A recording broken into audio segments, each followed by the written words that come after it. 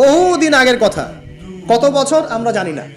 একজন প্রতাপশালী বাদশা ছিল, এখনকার বিশ্ব নেতাদের মতোই পরাশক্তি, ওই যে আসহাবুল কাহাফের মতো, বা ওই নমরুদের মতো, বা ওই যে ফেরাউন তার মতো একজন প্রতাপশালী বাদশা ছিল।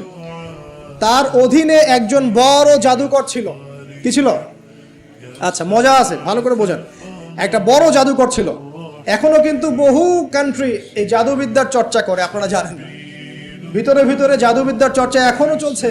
আর এই জাদু সত্য, জাদু সত্য, চোখের বদনজরও সত্য। সায়েন্স বিশ্বাস করুক না করুক, এগুলো সত্য, কারণ কোরআন বলেছে সত্য, ব্যাস সত্য। এই জাদুকরের যখন বয়সটা বুড়ো হয়ে গেল, তখন সে যে আমার তো বয়স শেষ, আমার এই বিশাল জ্ঞানগুলো কি করব?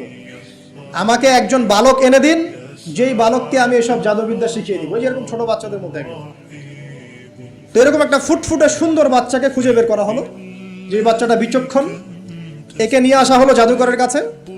এবার জাদুকর তাকে জ্ঞান শিখায়, জাদু শিখায়। জাদু শিখাতে শিখাতে শিখাতে শিখাতে সে একটু পরিণত হচ্ছে, মানে কৈশোরে পদার্পণ করলো। এখন সে যখন জাদু শিখতে আসে, আসার পথে রাস্তায় দেখে একজন পাদ্রী আছে। পাদ্রী মানে কি? পাদ্রী মানে দরবেশ, মানে যে আল্লাহ বিশ্বাস করে, হয়তো আগেকার আসমানি কিতাবে সে বিশ্বাস করত। এমন একজন পাদ্রীর সন্ধান সে পায়। সেই পাদ্রীর কাছে গিয়ে বসে। সেই পাদ্রী তাকে আসমানি কিতাবের যে মর্ম, যে বাণী, এগুলো শোনায়। তার কাছে খুব ভালো লাগে, যে মাশাআল্লাহ, এটা ইমানের স্বাদ। যখন কোরআন শুনি আমাদের ভালো লাগে না, আসমানি কিতাব যখন শুনে তার কাছে ভালো লাগে। সে বলে যে আমি এটা শিখতে চাই। তখন এই পাদ্রী তাকে বলে, তুমি তো জাদু শিখতে যাও,